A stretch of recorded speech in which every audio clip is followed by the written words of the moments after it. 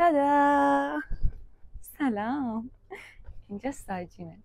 ساجین یعنی یه دنیای رنگی، یه خونه رنگی، سبز، زرد، قرمز، آبی، هر رنگی که تو دوست داشته باشی، هر رنگی که ما دوست داشته باشیم. خوش اومدی. من امروز اومدم که خریدامو بهتون نشون بدم.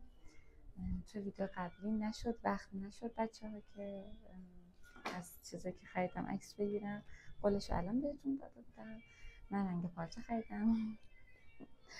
من حتی پیشبندم رو با جعبش آوردم که آنباکسینگ داریم که خریدم کلی بهتون نشون بدم.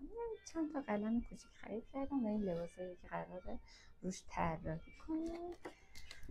اینم که اولین لباس کار من در تاریخ.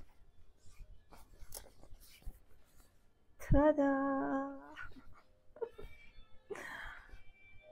قراره از اینجام تا این نوک پام پوشش بده، خیلی قدش بلنده و قراره همه چی رو رنگی کنیم.